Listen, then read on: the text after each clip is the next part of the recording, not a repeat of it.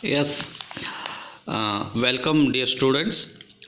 I consider one problem on bar solved by using the penalty approach method of handling the boundary conditions.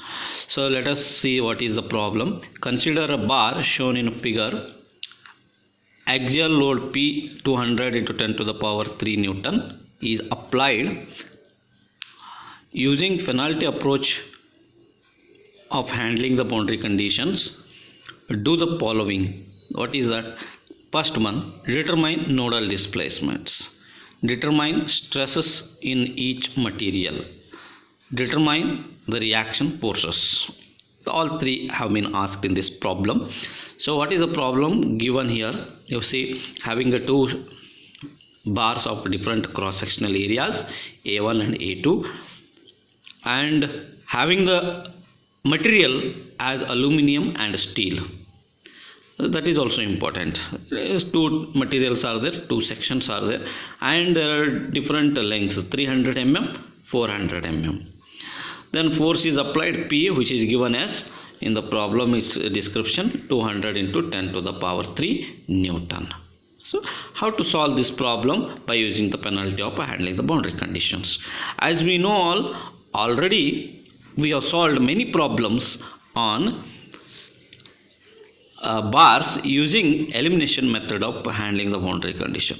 Here also the procedure is same, only while applying the boundary conditions you are supposed to consider the stiffness of a spring, that is C value.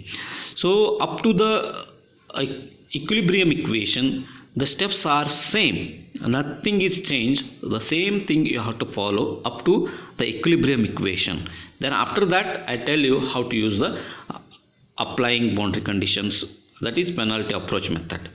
So first let us write the given data. Aluminium, it is given as 2400 mm square, means area 1 is given as having the aluminium material 2400 mm square. Then Young's modulus of that E1 I took, that is 70 into 10 to the power 9 Newton per mm square. Next is Newton per mm square, it is.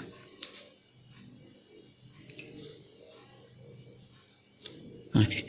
Next A2, the second cross sectional area 600 mm square,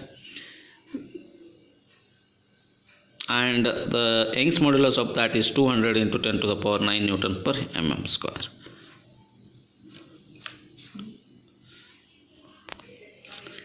Sorry, there is a correction here. This is not mm square, this is meter square, and this is also meter square. Some mistakes are there, don't worry. Newton per meter square is given. Okay, so areas are given as 2400 mm square, 600 mm square. Young's modulus are 70 into 10 to the power 9 Newton per meter square, and 200 into 10 to the power 9 Newton per meter square. So you have to convert them into Newton per mm square. Okay, so you first step, modeling, and next is discretizing. As you know all, the same procedure you have to do it here. Convert this bar into epi model. This is called as a epi model. It looks like a line segment. First segment, second segment, having different areas and materials. And the displacements at node 1 and node 2, node 3 are Q1, Q2, Q3. Discretization is in. So this is the element number 1, element number 2, node number 1, node number 2 and 3. Lengths are 300 and 400 mm square. Next you have to write third step, that is a local stiffness matrix. You have to write for first element, then for second element. So how to write that? K equal to AE by L, 1 minus 1 minus 1 plus 1. This is known to you all. Then substitute the areas of first segment and Young's modulus of first segment, length of first segment. 2400 into 70 into 10 to the power 3 I have written. Why? Because it was 10 raised to 9 Newton per mm square, meter square. If you convert into Newton per mm square, then 10 raised to 6 will get cancels. So it will come 70 into 10 to the power 3. The length is 300 given. I have substituted. I will get the K1. Okay, then similarly K2 I'll get A2 E2 by L2, 1 minus 1 minus 1 plus 1. So again you substitute all the values, you will get the K2 matrix, right? So simplify, you send all the data inside the matrix, then you keep 10 raised to pi outside, then you will get 3 minus 3 minus 3 plus 3. Similarly now you have to write a global stiffness matrix K equal to K1 plus K2 as we know, right? Then how to add this one mathematically, you know, then you will get the stiffness matrix K equal to 10 raised to pi outside, and inside the matrix 5.6 minus 5.6, so and so you will get it. Then next equilibrium equation you write KQ equal to F. Up to this it is same. Say you write Q is Q1 Q3 Q2 Q3, because 3 nodes are there, 3 displacements will be there, F1 F2 F3. Here the diversion takes place compared to the elimination method of handling boundary condition and penalty approach. So in elimination method, wherever the nodes are fixed, you are deleting that respective row and column. If suppose first node is fixed, see here, first node is fixed, right? So you are deleting first row, first column, then the remaining you can go for calculation. But here in penalty approach of handling the boundary conditions, this is different than the elimination method of handling the boundary conditions. So you are not supposed to eliminate any row here, because each and every node is having a minimum amount of displacement. Even though it is fixed, there will be a small amount of displacement that can also be determined using the penalty approach of handling the boundary condition. The difference between the elimination, in elimination we assume wherever the nodes are fixed, the displacements will be 0, then we solve the problem. But in case of penalty approach method, we cannot assume it is 0. Even at the fixed ends or fixed nodes, there will be a small amount of displacement that can also be determined using the penalty method of handling boundary conditions. So what changes takes place? See, as I already told, only the stiffness matrix is going to change, and next is force matrix is going to change. Next, first step in penalty approach of handling boundary condition, you have to find out the value of C. C is what? Maximum of Kij into 10 to the power 4. So this is a K, the K11, K12, K13, K21, like that the elements are there. So Kij means whichever is the maximum out of these, that you have to select. See the stiffness matrix here, 5.6 is there, minus 5.6, 8.6, 3. These are the elements. Out of these 8.6, this is the maximum. So C equal to, I write here, this one, C equal to 8.6. Outside the matrix 10 raised to pi is there, you should not forget this, into 10 to the power 5 into as in the formula itself 10 raised to 4 is there, that you have to write it over. This value, total value, is the maximum of Kij, determinant of Kij. So you have to select, and into 10 raised to 4, always you have to write it. Next, C equal to, you will get 8.6 into 10 raised to 9 Newton per mm. Unit is Newton per mm. Next, F1 is applied force at node 1 is 0, as you know. I show you here. See in the problem itself, at this node there is no force, at node 2 there is a force P, at node 3 again there is no force. So coming to this, F1 is 0, F3 is also 0, F2, this is not F3, this is F2. F2 is 200 into 10 to the power 3 Newton as it is given. So now I will modify the equilibrium equation. You see 10 to the power pi. Where to add this C value, that is important. As I told, wherever the nodes are fixed, you have to add that value of C. See, first node is fixed, 8.6 into 10 to the power 4 plus 5.6. You may ask the question, sir, why you taken C value as 8.6 into 10 raised to 4, even though it is 10 raised to 9?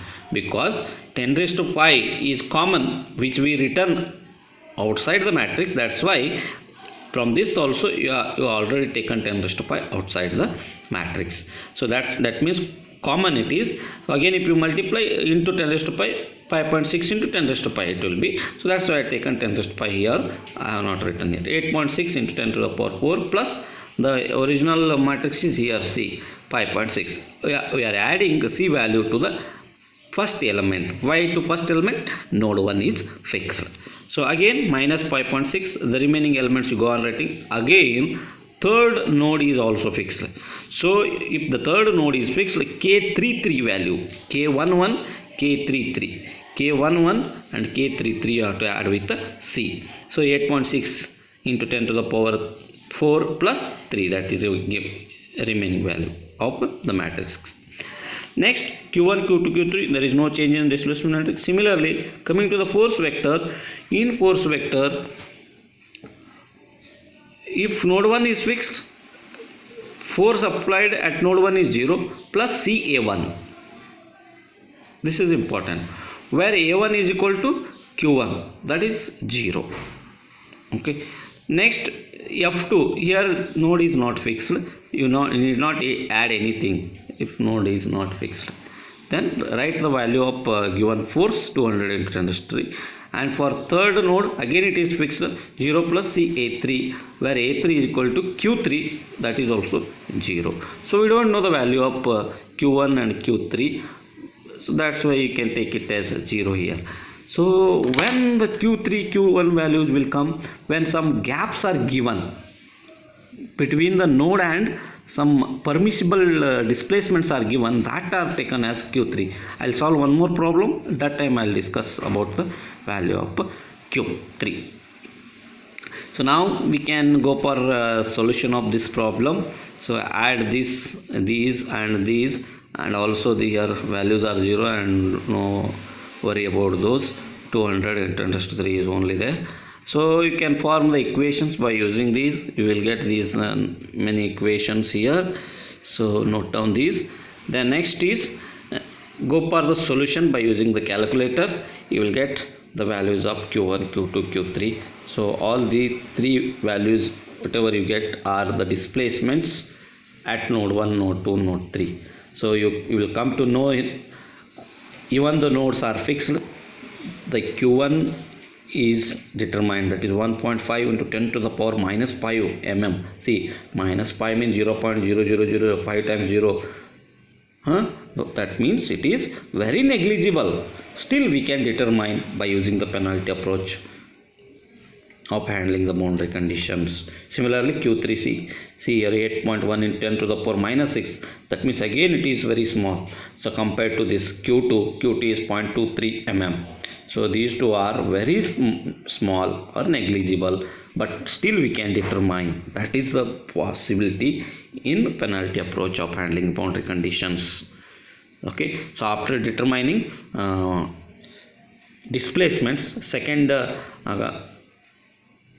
unknown thing in the problem is stresses in each element. Okay, so then go for stresses. You know how to determine stress. Sigma equal to E1 epsilon 1.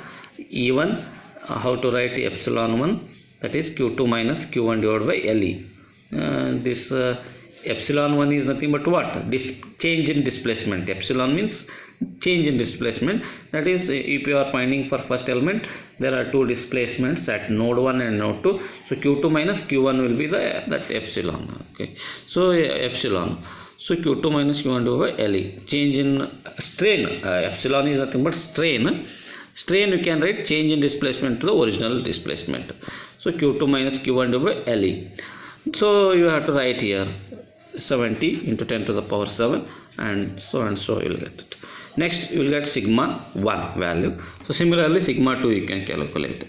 Then next, third step, you can determine the reaction forces. So where the reaction forces will come? At node 1 and node 2. Because why? Because at node 1 and node 2, node 3, fixed support is there. So wherever fixed support is there, there will be reactions. So go for R1, C in the bracket Q1 minus A1. If it is for first node, q1 minus a1. If it is for third node, q3 minus a3, like that. So you know the value of c, 8.6 into 10 raised to 9. Then q1, as just you determined, 1.5 into 10 to the power minus b. a1 is 0. Here I can write a 0, 0. So this minus this 0 is this only. So you will get the r1. Okay. So this is important, how to determine reaction. Similarly, R3 also you can find out, that is C in the bracket Q3 minus A3, where A3 is 0, Q3 is the determined, C is known value, you can substitute, then you will get the value of this R3. So like this you have to solve problems on bar using the penalty approach of handling the boundary conditions. Thank you all of you. Go through this video and send me the feedback so that I can make much more videos for your purpose. Thank you.